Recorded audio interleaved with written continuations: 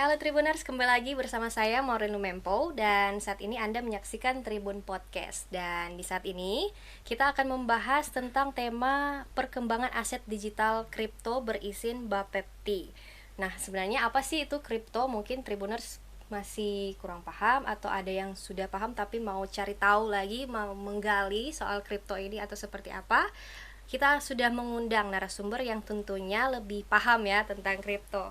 Nah, untuk itu saat ini saya langsung perkenalkan saja narasumber kita, yaitu yang pertama Michael Tanureja selaku CEO PT Maju Untuk Negeri, dan Febriansyah selaku CMO PT Maju Untuk Negeri. Halo Kak, apa Halo. kabar? Hai, salam kenal. Selamat pagi. Nice to be here. Oke, ini pertama kali ke Tribun? Pertama Pertama kali. Oke, jadi Kak Michael sama Febrian ini perwakilan dari utusan atau dari pusat ya, perwakilan pusat. Saya mengutus diri sendiri. Utusan, utusan dari langit. Dia langsung dari pusat langsung ke Manado Yes. ini. Saya dari Jakarta. Dari Jakarta. Hmm. Sebenarnya agenda ke Manado ini dalam rangka apa nih sih Kak? Kita ingin sosialisasikan lah project kita ini, software kita ini ke teman-teman di Manado, karena menurut saya software ini akan sangat berguna buat teman-teman di Manado. Actually untuk semua orang ya yang ingin kelola uangnya dengan baik sebenarnya. Oke, nah sebelum kita lebih jauh ke dari PT Maju Untuk Negeri ini, kita mungkin akan cari tahu dulu soal aset digital kripto nih Kak. Boleh. Nah, mungkin ada banyak yang belum paham Banyak. soal aset digital Sangat. kripto ini. Nah, mungkin bisa dijelaskan sebenarnya secara umum itu aset digital kripto itu sebenarnya apa? Mungkin dari Oke. Jadi sebenarnya banyak orang nih salah paham tentang yang namanya kripto. Karena saya yakin kalau kita tanya 10 orang, 8 dari 10 itu kalau dengar kata kripto selalu identik dengan hal yang tidak baik.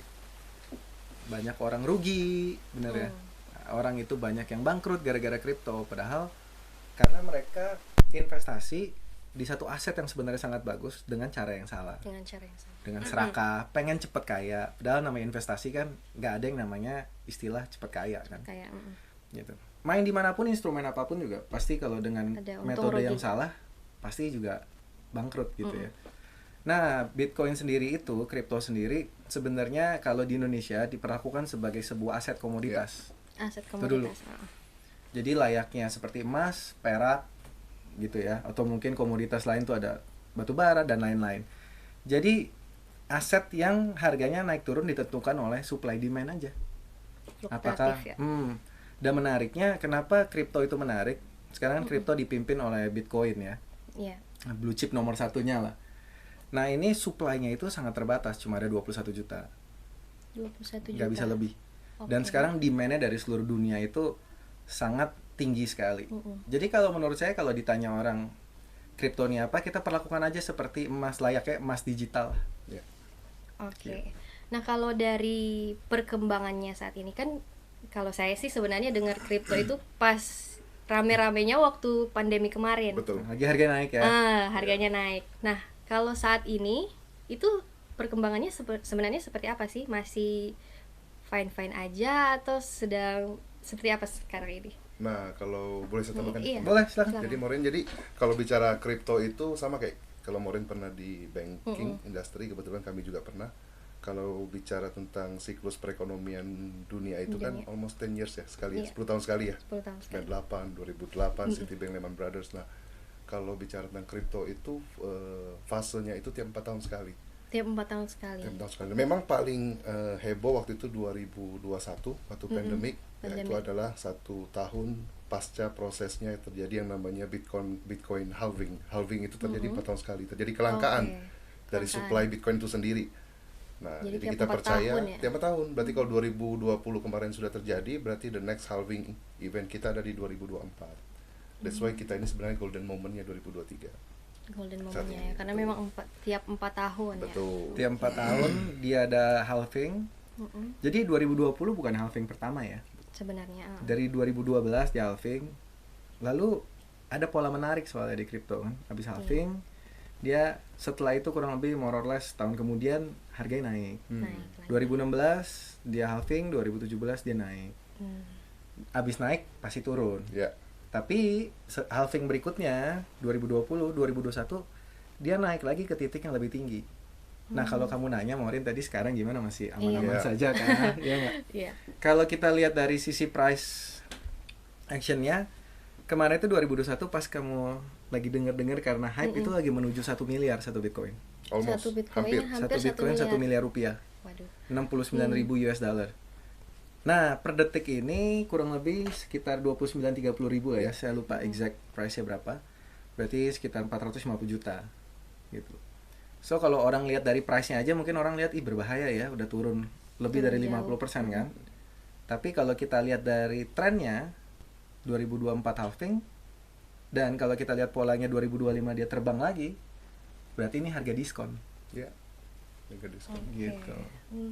Nah, kalau di Indonesia sendiri sebenarnya ini kripto ini sudah sejak kapan di kalangan yang mungkin kalau kalangan tertentu sudah lama digunakan atau menjadikan aset ya.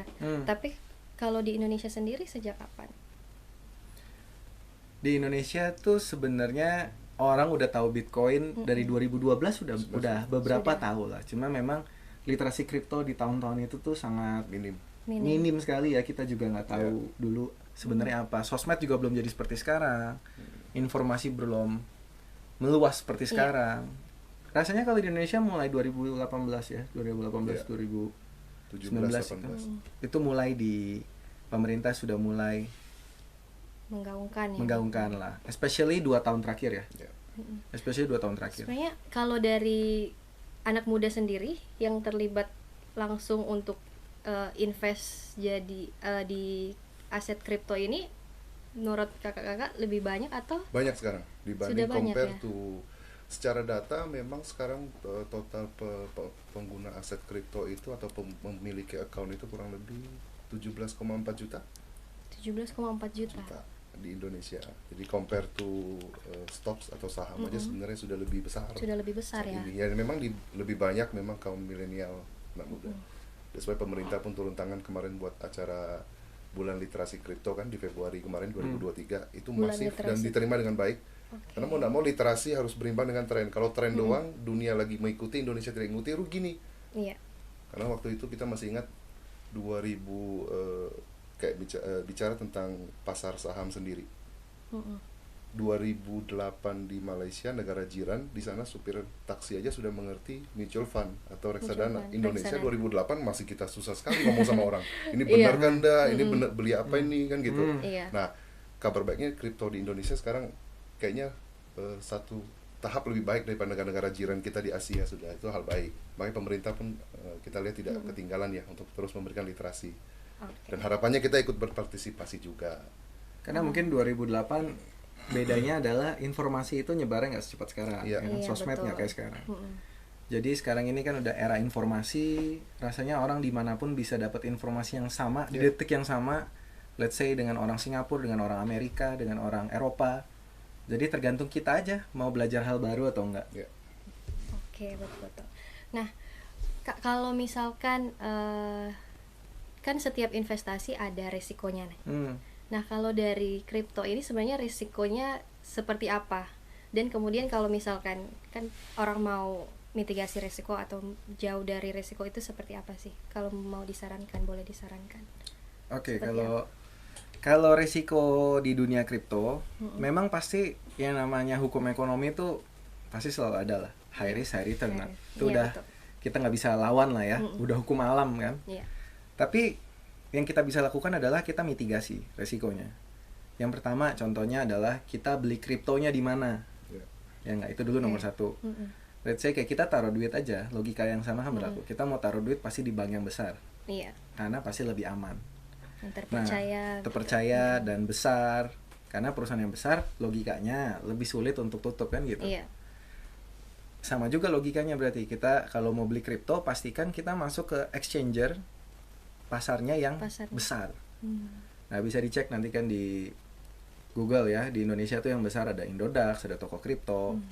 Lalu resiko kedua adalah ini, kita pilihnya koin apa? Karena kripto itu kan ada banyak dunianya, kayak saham.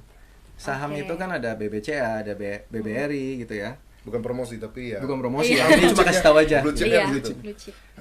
Ada saham yang bagus, tapi ada juga saham yang membahayakan kan. Mm-mm. Kita kadang-kadang kenal dengan yang namanya saham gorengan ya. Jadi even nggak di kripto pun, di saham pun, masuk ke saham gorengan juga berbahaya. Sama di Sama kripto aja. pun ada Turun nggak blue chip. kunjung naik gitu ibaratnya. Sekali turun nggak pernah naik lagi. Kalau udah ke bawah bumi, stay di bawah bumi gitu. Nggak terbang lagi ke langit kan. Jadi sebenarnya sama aja ya. Sama. Sama. Cuma resikonya memang even blue chip pun di kripto itu fluktuasinya lebih tinggi lah dibanding blue chip di saham. Saham. Ya. Gitu.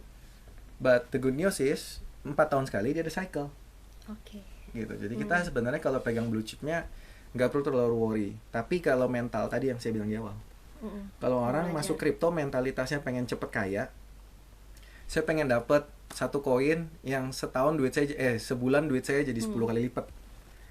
Ya bisa masuk, tapi harus siap juga tiba-tiba koinnya nggak ada. Iya, Itu bisa terjadi. itu risiko. Itu kenapa makanya kita keliling. Oke. Kita pengen sharing ke orang-orang, kripto ini bagus, tapi harus tahu cara mainnya dengan Cara benar. mainnya bagaimana.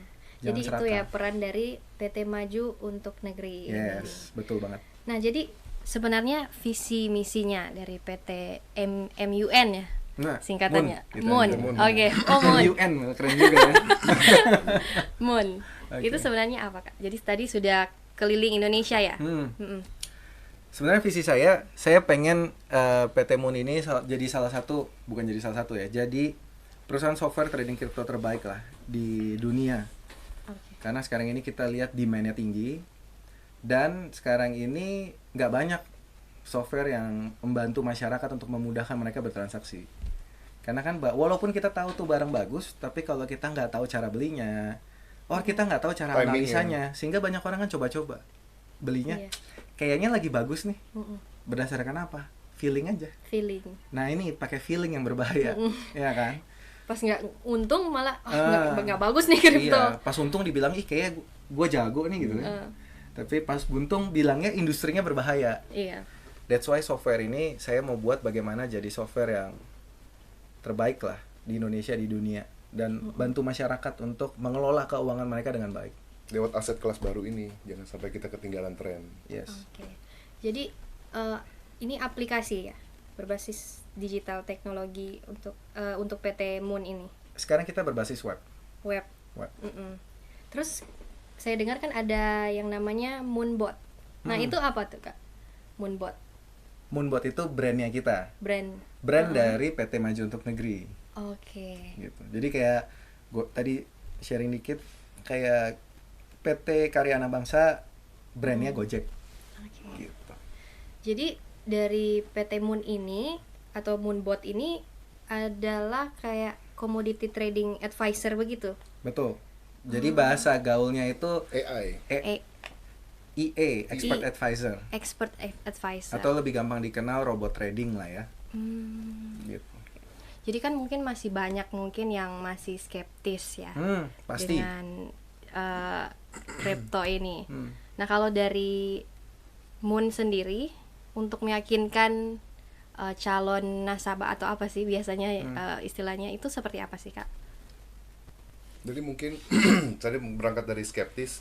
Tentunya ketika PT Moon Pak Mike inisiasi untuk garap softwarenya, kemudian audiensi ke teman-teman regulator juga, tentunya ada satu hal yang menjadi pondasi penting untuk PT Moon sendiri, yaitu tentang skemanya. Bahwa hari ini skeptis di luar sana terjadi memang tidak bisa kita hindari. 2022 terjadi banyak sekali investasi bodong yang cukup menampar masyarakat. Banyak. Keluarga-keluarga kerabat terdekat kami pun salah satu korban-korbannya juga banyak sekali. Saya yakin di Manado juga tidak luput dari itu. Nah, jadi satu-satunya cara untuk menghindari semua itu adalah membuat masyarakat makin pintar. Itu yang pertama dulu. Kedua, orang bisa tertipu karena kenapa? Karena uang pasti dipegang sama perusahaan itu. Contohnya, tidak usah jauh-jauh. Saya pinjam duit sama Maureen. Saya ada kesusahan nih, Maureen, izin pinjam 5 juta dulu. Sebenarnya resiko sudah siap-siap ditanggung Maureen. Karena ketika saya tidak mampu bayar, maka Maureen bisa ngapain juga. Paling ngemis-ngemis doang. Karena uang tidak di tempat yang netral. Netral. Ada di saya. Sama seperti halnya investasi-investasi bodong yang kemarin terjadi. uang-uang yang nasabah-nasabah itu titipkan rata-rata juga dititipkan di tempat yang masih ada korelasi dengan mereka, entah itu mereka punya atau memang kawan mereka punya. Iya, Nah, betul. itu sering terjadi di industri tanda kutip dalam investasi mungkin pasar uang, yaitu forex mungkin yang lalu. Nah, hari ini di pasar bursa kripto di Indonesia sendiri hal-hal kabur seperti itu minim bisa terjadi karena exchanger-nya bukan punya kita. Oke. Semua orang silakan buka sendiri Sendiri. wallet masing-masing di mungkin Indodax, toko kripto, dan banyak sekali merek-merek lain yang memang sudah diawasi oleh Bapepti. Jadi itu tidak ada urusan dengan PT kita. Itu exchanger yang resmi diawasi. Nah, bagaimana perusahaan PT Maju Untuk Negeri fokus dengan IE-nya. IE-nya yang hanya diizinkan untuk membantu menganalisa eksekusi jual dan beli agar masyarakat bisa turut terlibat mendapatkan keuntungan dari aset digital kripto begitu. Oke. Nah, kalau dari perizinannya sendiri, ini kan tadi sesuai temanya Bapepti ya. Nah, itu seperti apa, mungkin bisa dijelaskan? Jadi memang sejak lanjutin yang tadi ya, gara-gara kasus penipuan itu, Iya. dan mereka bilang yang namanya robot trading kan, sebenarnya. Nggak tahu ya, di Manado juga banyak pasti. Banyak pasti. Nah, orang itu sekarang jadinya kalau dengar robot trading kan rasanya ada identik dengan penipuan kan. Iya. Nah, ini yang aku pengen keliling gitu loh. Karena logikanya zaman kan sekarang makin canggih. Benar nggak? Semua udah serba terotomasi. Dunia semuanya bukannya makin manusia tapi makin robot kan. Makin robot. So masa sih trading tetap manual, investasi makin manual, pasti kan pakai robot juga. Nah, ini yang kita harus lihat secara objektif. Robot itu cuma alat, yang nipu tuh orangnya. Ya, betul. Bener nggak? Itu Betul. dulu. Robotnya itu berguna loh sebenarnya kalau kita gunakan dengan benar gitu. Nah, kalau soal bicara regulasi, jadi setelah robot-robot scam kemarin, Bapepti itu di bawah Kementerian Perdagangan, karena Bapepti ini kan yang mengawasi komoditas di Indonesia kan, badan pengawas. Nah, itu dia keluarin regulasi. Robot yang bagus tuh seperti apa, yang boleh tuh seperti apa, fitur-fiturnya yang diizinkan seperti apa, dan lain-lain. Dan melalui proses yang cukup panjang, akhirnya PT Maju Untuk Negeri ini kita udah dapat izinnya untuk jadi namanya penasihat berjangka. Oke. Gitu loh. Itu Tadi bulan ya. Mei kemarin. Bulan Mei kemarin. Jadi sebenarnya Moon ini perusahaan pertama atau sudah ada sebelumnya? Perusahaan pertama. Dan sepengetahuan saya per kita podcast ini satu-satunya sekarang. Satu-satunya di Indonesia. Ya. Jadi karena kita serius banget kok. Maksudnya saya bangun bisnis ini tuh serius untuk kita bangun jangka panjang. Artinya perlu pondasi dulu kan. Iya. Pondasinya adalah yang mengikuti regulasi pemerintah, itu dulu nomor satu. Betul. Gitu. Oke. Nah, ini kan berbasis digital nih. Nah, kalau di orang-orang yang terlibat di dalamnya sebenarnya kalangan dari mana? Ada dari, kalau tadi kita ngobrol-ngobrol sedikit Kak Michael sama Kak Febri dari orang perbankan. Pernah dulu. Pernah di perbankan. Pernah di perbankan. Sama nih ya, orangnya juga ya. Iya, pernah sebenarnya. Ini orang bang lagi reuni. Jadi mungkin dari Tribuners atau dari orang-orang yang mau coba untuk join atau mau coba aplikasi atau menggunakannya itu, mau tahu ini orang-orangnya dari mana sebenarnya nih Kak? Dari mana, maksudnya dari Jakarta, background dari apa? Surabaya. Bukan, maksudnya backgroundnya. Oh, orang yang pakai software kita itu backgroundnya dari mana gitu maksudnya? Dari mana Pak? Justru hari ini kita percaya bahwa dengan potensi aset digital kripto yang punya masa depan, dan kalau bicara tentang mungkin usia sekarang, relasi kita yang usia 40-an, 50-an, bahkan anak muda aja banyak yang masih malas untuk belajar apa itu kripto kan. Kalau semuanya harus diajarin cara trading kripto dengan benar manual seperti apa, saya yakin pasti takes time. That's why itu PT Moon hadir sebenarnya. Jadi kalau dibilang profilnya nanti untuk orang yang menggunakan software ini siapa saja, sebenarnya everybody. Semua. Yang mungkin tidak mau ketinggalan. Saya mengerti, oke, pemerintah sudah mensahkan kripto di Indonesia sebagai aset, ya kan. Saya tidak mau ketinggalan, tapi saya bingung caranya bagaimana eksekusi buy and sell dengan aman, dengan nyaman. Mungkin kami bisa hadir di situ di tengah-tengah mereka. Jadi menjawab kebingungan. Iya. Soalnya yang orang yang bilang, Pak, kalau saya tanpa software saya sudah pandai, saya sudah mengerti, saya manual eksekusi, boleh? Tentunya boleh jawabannya. Boleh. Itu yang mungkin dari dulu kita sudah pernah lakukan juga, mungkin teman-teman di Manado juga banyak lakukan. Tapi rata-rata ketika harga naik itu mungkin tidak tahu kapan jualnya. Ketika turun cepat-cepat dijual, terus ngapain investasi, giliran rugi baru dipotong. Giliran Iya, untung nggak betul, lepas-lepas. betul. Kadang-kadang Iya, emosi human punya emosional ya. Psikologinya pasti diuji di situ, sedangkan mungkin software tidak punya emosi. Dia patuh iya. dengan algoritma yang ada. Kurang lebih seperti itulah. Jadi for everyone. karena nggak visible lah. Orang itu semuanya bisa trading sendiri. Bukan sesuatu yang possible menurut saya. Mostly karena pada kenyataannya orang Indonesia itu sulit sekali, bukan cuma orang Indonesia, actually semua manusia. Semua, ya. Sulit sekali untuk coba belajar sesuatu yang baru. Apalagi udah lihat ribet, mereka udah mental block Males duluan. aja. Ya, exactly. Kan maunya gampang aja. Gitu. That's why kita bikin softwarenya. Ya. Oke.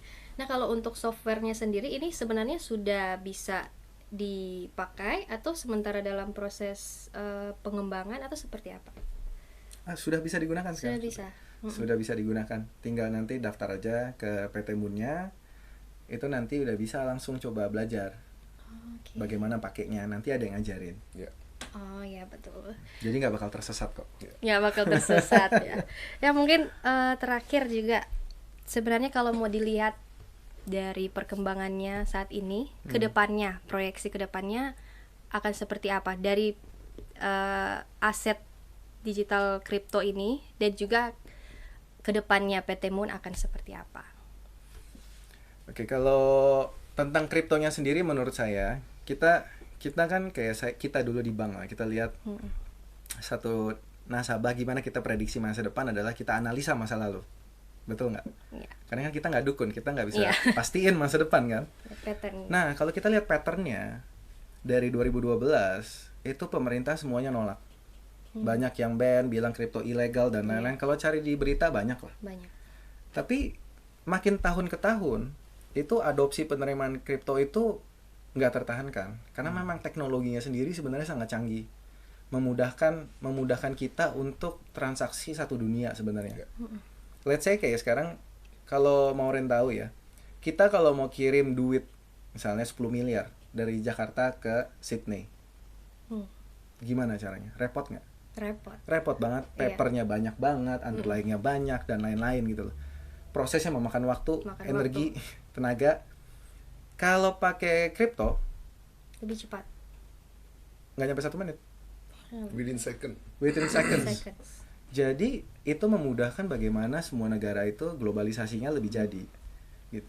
Dan penerimaannya akhirnya makin tahun makin lama makin banyak, semua negara mendukung malah gitu kan. Pemerintah Indonesia udah bikin bursa kripto, ada bulan literasi kripto, di Amerika, Korea, Jepang, terus habis itu Hong Kong, di Eropa, semuanya jadinya udah makin banyak udah nggak tertahankan. So kalau kita lihat 5-10 tahun ke depan, bisa jadi ini golden momentnya industri kripto loh. Karena masa adopsi awal-awal. Dan artinya kalau kita mulai dari sekarang, kita bisa ikutan ombak besar ini. Nah makanya potensi Moonbot pun inline kan sama kriptonya. Karena kalau ditanya banyak orang salah paham. Lebih nanya ini resikonya, Moonbotnya resikonya apa? Moonbot tuh nggak ada resiko. Karena kita nggak himpun dana. So resikonya itu lebih ke arah apakah industri kriptonya ini punya potensi. As long potensinya ini bagus, Moonbot ini nebeng aja. Tahu ya, kayak ikan hiu, ada ikan yang ngikut. So kalau ikan hiunya jalan terus, kita ngikut pasti. Nah itu yang kita mau ajak teman-teman nih, ngikutin ombak besar ini, jangan sampai ketinggalan. Especially ombak pertama ya 2025 ini, 2024-2025. Nah sudah kurang lebih 30 menit kita berbincang. Nggak berasa ya? Bersama para Tribuners. Iya, mungkin ada closing statement atau mungkin kontak yang bisa dihubungi kalau misalkan ada di sini ya. Oke, silakan closing statementnya. Oke, thank you banget ya dari teman-teman Tribun dan para Tribuners yang udah nonton live podcast kita. Hopefully podcast ini bisa buka wawasannya para Tribuners dan teman-teman semua untuk jangan takut memulai masuk ke satu industri yang baru gitu, karena jangan sampai kita itu cuma ikut-ikutan ketika udah booming di belakang. Of course tetap bisa profit, but Lebih profitnya baik. akan jauh berbeda dengan orang yang berani ambil peluangnya di awal. Betul. Jadi pastikan dan ingat, kalau kita nggak kelola keuangan kita dengan baik, maka tiap tahun nilai uang kita pasti berkurang karena kegesek sama inflasi kan. Kalau duit di tabungan saja. Jadi pastikan kalau kita mau menuju kekayaan itu, kita harus bisa berinvestasi dengan benar. Dan hopefully lewat komunitas Moonbot ini kita bisa bareng-bareng mengelola keuangan dengan baik, dengan benar, menjaga resikonya, karena kita pasti selalu sharing kok resikonya apa. Jadi yuk bareng-bareng kita bangun, kita kelola keuangan kita dengan baik, makin sukses, makin kaya. Semoga Tribuners semuanya makin sukses lah pokoknya. Makin makmur. Oke, terima kasih Kak sudah datang ke Tribun Manado. Thank you. Sukses untuk PT Moonbotnya. Amin. Dan semoga dari bincang-bincang kita di hari ini kita semakin tahu, semakin paham, dan tentunya kita bisa langsung menggunakan ya, bisa tahu untuk bisa investasi di aset digital kripto nanti ke depannya, karena memang ini ke depannya sangat bagus ya Kak. Sangat bagus sekali. Nah, untuk itu saya Maureen Lumempo dan tim yang bertugas pamit undur diri dan sampai jumpa.